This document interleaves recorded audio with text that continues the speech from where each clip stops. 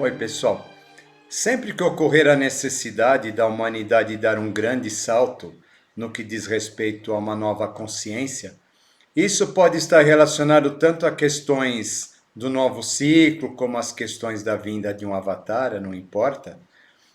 Antes disso, vai ocorrer um processo de aceleração kármica.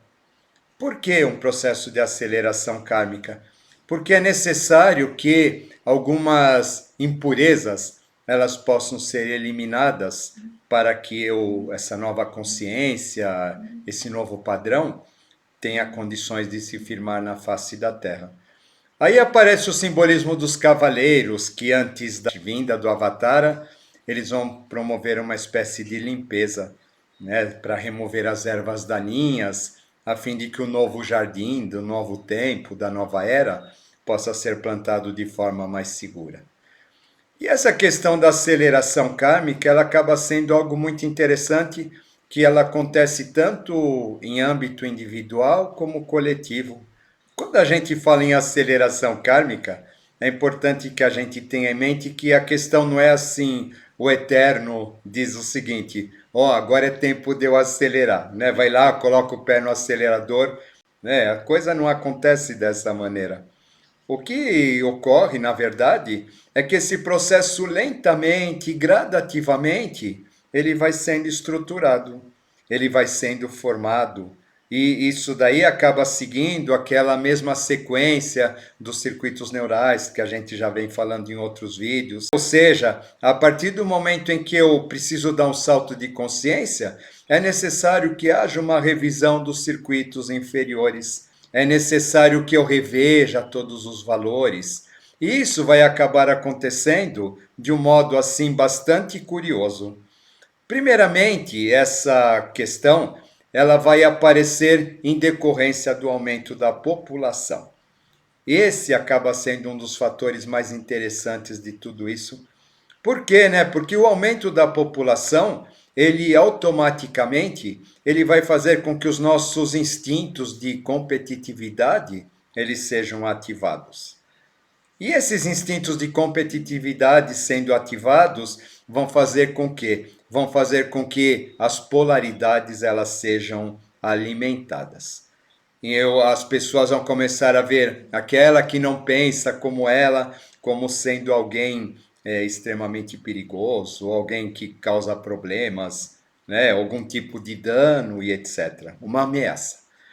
Isso vai fazer com que lentamente a sociedade, a humanidade como um todo, ela vai caminhando para esse sentido. Com o aumento da população vem a questão do segundo circuito neural. Depois vem a questão do terceiro, que é bastante interessante, né? Que diz respeito aos líderes. Os líderes que essa humanidade ela vai eleger, eles vão estar de acordo com essas polaridades. Ou seja, né, isso vai acabar acentuando ainda mais essa questão polar. Mas por que isso tem que ser dessa maneira? Isso precisa ser dessa maneira porque, a partir do momento em que ocorre o atrito entre a luz e a sombra, é que o novo ou a nova consciência realmente ela surge. Aquela ideia do Pramantra, aquela ideia das pedras que precisam ser colocadas, né, dentro de uma peneira. Os antigos diziam, esse exemplo, que seria uma peneira com um monte de pedras pontiagudas colocadas, e a partir do momento em que essa peneira ia se mexendo, essas pedras iam se atritando uma com as outras, elas iam se transformando em pedras mais redondas, e isso faria, né, com que esse processo, de uma certa forma, acabasse lapidando essas pedras. E com a nossa consciência vai acontecer a mesma coisa. Ou seja, a humanidade ela precisa se deparar com as suas criações. E isso é importante. Nós precisamos nos deparar com as nossas criações para que nós tenhamos uma espécie de ascensão na nossa consciência. Caso contrário, se não houver esse processo, a gente continua eternamente onde está. E essa questão da polaridade ela vai fazer com que, primeiramente, a partir do momento que eu vejo o outro como algo que me incomoda, eu sou obrigado a revisar os meus valores. É importante a gente ver que não é só a gente ir tomando partido né? Mas esses momentos, eles são momentos que cobram da gente uma coerência interior muito grande. É importante que nós sejamos coerentes com as nossas ideias, que nós sejamos coerentes com os nossos princípios, e não que simplesmente a gente vá se engajando de um ou do outro lado, como se fosse uma partida de futebol, como se fosse uma religião, como se fosse um partido político. Como vocês podem perceber claramente, nós estamos vivendo um momento em que esses sintomas eles estão sendo bastante ativados.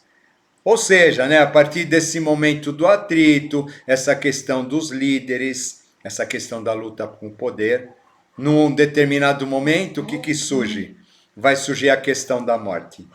E essa questão da morte ela pode estar associada com uma guerra, ela pode estar associada com uma doença, uma epidemia. Né? Na verdade, essa questão da morte ela está, de certo modo, associada à vinda dos 4 cavaleiros do Apocalipse. Isso é bastante interessante que a gente perceba, porque né, tudo isso faz parte de um processo, volto a dizer, para que haja um novo estado de consciência, de uma nova era e assim por diante. É necessário que haja essa revisão de valores todas as vezes que a gente vai passar por um novo estágio. É como se fosse a prova de uma escola, onde a gente é obrigado a rever as lições, a gente é obrigado a rever tudo aquilo que nos foi passado naquele ano letivo ou naquele período letivo, para que depois, através daquele exame, a gente tenha condições de acessar um novo nível de estudo, um novo tipo de conhecimento que nos vai cobrar uma nova maneira ou um novo tipo de prática perante a vida. Mas isso não acontece simplesmente assim. O Eterno chega lá no posto dele e diz: bom, agora eu vou acelerar, como se fosse um carro. Conforme a gente acabou de dizer, né, essas coisas lentamente vai tendo esse aumento da população, lentamente esses circuitos eles vão sendo ativados. E conforme isso tudo vai acontecendo, a gente vai se preparando, a gente vai sendo preparado para esse novo estágio. Porém, uma questão bastante interessante no tocante ao crescimento da população diz respeito à questão da mônada. Conforme a gente viu em vídeos e em estudos anteriores, existe um número fixo de mônadas. E essas mônadas elas vão acabar se subdividindo até formar toda a humanidade. Vocês percebam, no total, a consciência da mônada ela é a mesma, só que ela acaba sendo diluída. E por outro lado, vai acabar trazendo mais experiências para a mônada. Sabe, essa mônada ela vai poder ter todos os tipos de experiência. Quanto mais ela se subdivide, mais experiências ela tem. Quanto mais experiências tem, mais ela aprende com tudo isso. Ou seja, né, embora nesse momento em que a gente está passando por esse processo, talvez a gente esteja menos consciente, mas na verdade a mônada ela está tendo uma excelente oportunidade de assimilar, de adquirir mais experiências do modo mais diverso possível. Por outro lado, se nós temos menos consciência, esse processo acaba nos exigindo maior esforço para que a gente possa compreender todas essas questões ligadas ao desenvolvimento, ligado ao autoconhecimento. Por quê? Porque nós precisamos nos fazer por nós mesmos. É importante, então, que no momento em que a gente se depara com toda essa tristeza, essa melancolia, essas decepções, onde a gente se depara com esses aspectos tão terríveis que a gente está vendo aí esparramado pelo mundo, a partir desse momento nós somos levados inevitavelmente a uma crise de valores e nós começamos a procurar dentro de nós onde que estão aquelas coisas que a gente acreditava, onde estão aquelas coisas que a gente admira. Porque é interessante que o processo de aquisição da consciência, ele se dá pela perda. Sabe, é só a partir do momento em que eu perco alguma coisa, é que eu começo a dar valor para aquilo. E exatamente no momento em que eu perco algo, eu sou obrigado a procurar aquilo dentro de mim. Se aquilo não existe do lado de fora, eu preciso desesperadamente procurar aquilo dentro de mim. E no momento em que eu procuro aquilo dentro de mim, eu tenho capacidade de dar um salto. Isso é notório, ou seja, a gente percebe que todos os momentos de grande dificuldade, eles vão nos levar a perdas, vão nos levar a questionamentos, vão nos levar às questões relacionadas aos nossos medos, às nossas inseguranças, às nossas polaridades. E isso vai, de certo modo, provocar a chamada aceleração kármica. Vocês percebam, é alguma coisa que vem acontecendo lentamente e depois, de um certo modo, ela vai acabar se manifestando dessa maneira. Às vezes as pessoas elas acham que elas vão fazer estudos, que elas vão entrar para algum grupo, etc., e que elas vão queimar o karma. Por incrível que pareça, é bastante frequente esse tipo de questão. E é necessário que a gente entenda que karma não se queima. Não existe essa questão de eu pegar e queimar um karma porque eu pulei a fogueira no dia de São João, no ritual, ou coisas desse tipo. Sabe, essas coisas elas não fazem sentido. O karma significa o quê? O karma significa que algum equilíbrio foi rompido e a partir do momento em que esse equilíbrio ele foi rompido, ele precisa ser restabelecido. Uma outra coisa interessante que acaba acontecendo é que nem sempre essa população da Terra, essa população planetária, necessariamente ela seja constituída de aspectos da mônada. Durante o processo de vida, morte e reencarnações, a humanidade ela vai realizando ou ela vai objetivando criações psíquicas. Isso vai acontecer tanto em termos individuais como em termos coletivos. E o que vai acabar acontecendo? Essas criações psíquicas, a partir de um determinado momento, elas acabam ganhando tanta força que elas acabam tomando forma, como se fossem seres solicitadores do karma. E essas formas psíquicas podem se manifestar como líderes políticos, como líderes religiosos. Elas podem se manifestar como chefes do tráfico, como criminosos, sabe? Então a gente percebe que muito disso que nós estamos vendo, na verdade significa o quê? A gente não vai dizer é um momento em que a divindade abriu os portais do inferno para trazer seres hediondos para a Terra, né? E fica sempre essa ideia do bem e do mal. E na verdade não é nada disso. Na verdade é o tempo todo a humanidade se confrontando com as suas próprias criações, se confrontando com seus próprios preconceitos, com suas próprias injustiças. Muitas vezes a gente acaba criando coisas que acabam se voltando contra nós. E a gente fala assim, poxa, mas se eu soubesse eu não teria feito isso. E com a humanidade vai acontecer como um todo. Esse momento também, do momento que antecede a transformação da consciência, a chegada de um novo tempo, ele vai nos obrigar a nós nos confrontarmos com as nossas criações. E como que isso vai acontecer, né? Não é um processo subjetivo, que de repente eu falo, eu vou entrar em meditação e vou me confrontar e vou me iluminar e etc. Sabe, infelizmente a gente não funciona assim. Nós somos seres acomodados e a gente só vai se mexer a partir do momento em que a gente receber um estímulo externo para isso. Sabe, esse estímulo externo, infelizmente, é a decepção, é a perda, é a frustração. E não existe outra maneira da gente crescer que não seja desse modo. Sabe, quando a gente vê um mapa astral é bastante interessante a gente perceber como que isso se manifesta. Por quê? Porque existem os nodos lunares, os planetas retrógrados. Tudo aquilo faz parte de nós. O mapa astral, na verdade, é um reflexo, ele é um espelho de cada um de nós. E, a partir do momento em que a gente lida com as nossas dificuldades, os nossos planetas retrógrados, as nossas tensões, a gente percebe que aquilo tudo faz parte da gente. Sabe, poxa, por que aparece só esse tipo de gente na minha vida para me prejudicar, para me provocar esse tipo de sentimento? Na verdade, aquilo somos nós. Aquilo, de certo modo, tem a ver com uma maneira que nós agimos, tem a ver com alguma coisa que diz respeito a nós, e que agora está lá como um espelho para que a partir do momento em que a gente se confrontando com esse espelho, a gente tenha a capacidade de fazer um exame de consciência profundo e de rever os nossos erros, de rever as nossas falhas, porque infelizmente ninguém quer olhar para os erros, para as falhas. Está todo mundo aí na internet enaltecendo as próprias virtudes e a coisa não é por aí que ela caminha.